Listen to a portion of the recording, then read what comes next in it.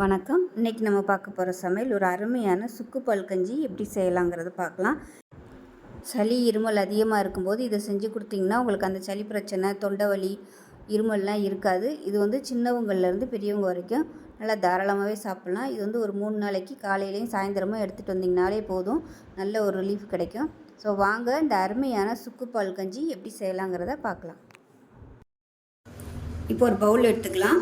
இதில் 2 table spoon கருப்பு உளுந்து சேர்த்துக்கலாம். உடைச்ச உளுந்து, உடைக்காத உளுந்து எதுனாலும் சேர்த்துக்கலாம்.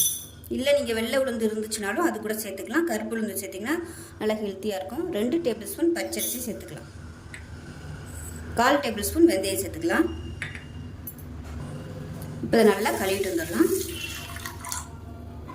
இப்போ நல்லா கழுவிட்டு வந்தாச்சு. இப்போ தேவையான அளவுக்கு தண்ணி சேர்த்துக்கலாம். தண்ணி ஊற்றிட்டு நல்லா ஒரு நாள் நைட்டு ஊற வச்சுக்கோங்க. இல்லைன்னா 5 மணி நேரமாவது ஊறணும். நீங்கள் காலையில் செஞ்சு சாப்பிட போகிறீங்கன்னா முதல் நாள் நைட்டே ஊற வச்சுருங்க, அப்போ தான் நல்லாயிருக்கும். இப்போ இதில் நல்லா ஒரு 1/4 கப் அளவுக்கு சுக்கு நல்லா பொடி பண்ணிவிட்டு சேர்த்துக்கோங்க. முழுசாக சேர்க்க வேணாம், நல்லா 2 தட்டிட்டு சேர்த்துக்கோங்க. இதோடு சேர்ந்து இதுவும் ஊறட்டும். நல்லா ஒரு 6 மணி நேரம் ஊறினதுக்கப்புறம் பார்க்கலாம். இப்போ பார்த்திங்கன்னா நல்லா ஊறிடுச்சு. இப்போ வந்து ஒரு மிக்ஸி ஜார் எடுத்துக்கலாம். இதில் வந்து அப்படியே சேர்த்துடலாம். தண்ணியெல்லாம் இருக்கணும்னு அவசியம் இல்லை, அப்படியே சேர்த்துடலாம். இப்போ இது கூடவே மெஷரிங் கப்பில் 1 கப் அளவுக்கு துருவின தேங்காய் சேர்த்துக்கலாம். இதை வந்து அரைச்சிட்டு வந்துடலாம். அரைச்சாச்சு. இது வந்து நம்ம வடிகட்டிக்கலாங்க. ஒரு ஜல்லடையில் வடிகட்டிக்கலாம்.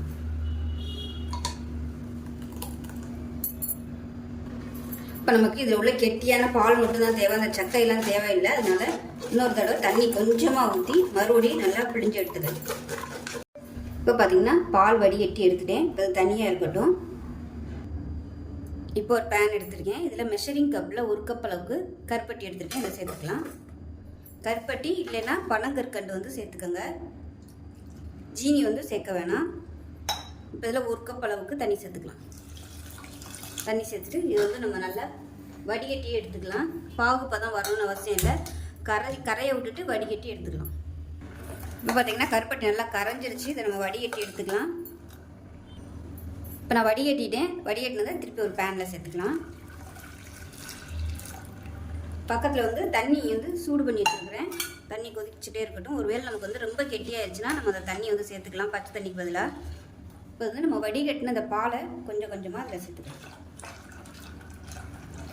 சேர்த்துட்டு கைவிடாமல் கிளறிட்டே இருக்கணும்.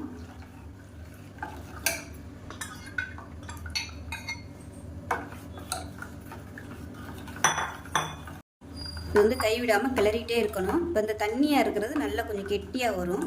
அதே சமயம் நல்லா ஷைனிங்காகவும் இருக்கும். ஏன்னா உளுந்து சேர்த்துருக்கிறதுனால நல்லா அப்படியே அந்த ஷைனிங்காக வரும். உளுந்து கஞ்சியெல்லாம் பண்ணோம்னா எப்படி இருக்குமோ அதே மாதிரி ஷைனிங்காக வரும். அது வரைக்கும் கலந்து விட்டுக்கலாம். பக்கத்தில் வந்து தண்ணி நல்லா கொதிச்சுட்ருக்கு, சூடு பண்ணி வச்சுருக்கேன். ஒருவேளை ரொம்ப கெட்டியாகிடுச்சுன்னா நம்ம அந்த தண்ணியை வந்து சேர்த்துக்கலாம். நம்ம வந்து பச்சை தண்ணி ஊற்றுறதுக்கு பதிலாக சுடு தண்ணியவே நம்ம சேர்த்தோம்னா அந்த டேஸ்ட் வந்து நல்லா மெயின்டைன் ஆகும். அது நல்லா கலந்து விட்டுட்டே இருக்கலாம். மீடியமாக இருக்கணும் அடுப்பு. நல்ல வாசனையாக இருக்குது சுக்கு சேர்த்துருக்கிறதுனால. இப்போ பாருங்கள் தண்ணியாட்டம் இருந்தது, நல்லா அப்படியே கெட்டியாக வந்துருச்சு பாருங்கள். கஞ்சி மாதிரி சூப்பராக வந்துடுச்சு. இது ஆறுச்சுன்னா இன்னுமே நல்லா கெட்டியாக வரும். நல்லா அப்படியே பளபளன்னு வந்துடுச்சு பாருங்கள் ஷைனிங்கை. வந்து அடுப்பு நல்லா குறைச்சி வச்சுக்கலாம். குறைச்சி வச்சு இன்னும் கொஞ்சம் கொதிக்கட்டும்.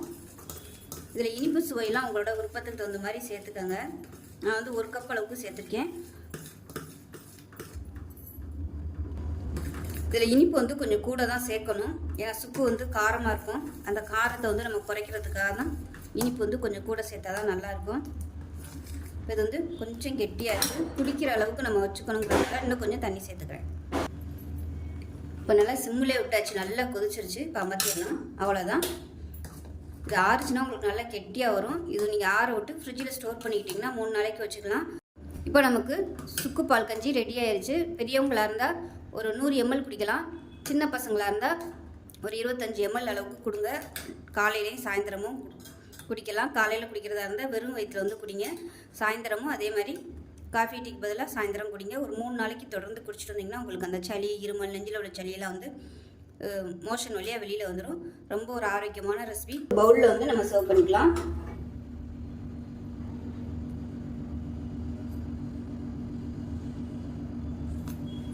அவ்வளோதான், அருமையான சுக்கு பால் கஞ்சி ரெடி ஆயிடுச்சு. சளி இருமல் இருக்கும்போது இது மாதிரி செஞ்சு சாப்பிடுங்க. வீட்டில் உள்ளவங்களுக்கும் செஞ்சு கொடுங்க, ரொம்பவும் ஆரோக்கியமாகவும் இருக்கும். கண்டிப்பாக இதில் வந்து கருப்பட்டி இல்லை நாட்டு சக்கரை, பனங்கற்கண்டு இது 3 தான் சேர்க்கணும். பனங்கற்கண்டு சேர்த்திங்கன்னா ரொம்பவே நல்லது. இந்த சுக்கு கஞ்சியை நீங்களும் செஞ்சு பாருங்கள். செஞ்சு பார்த்துட்டு எப்படி வந்துச்சுங்கிறத சொல்லுங்கள். வீடியோ பிடிச்சிச்சின்னா லைக் பண்ணுங்கள், கமெண்ட் பண்ணுங்கள், சேனலை சப்ஸ்கிரைப் பண்ணுங்கள், பக்கத்தில் உள்ள பெல் பட்டனையும் ப்ரெஸ் பண்ணுங்கள். நன்றி.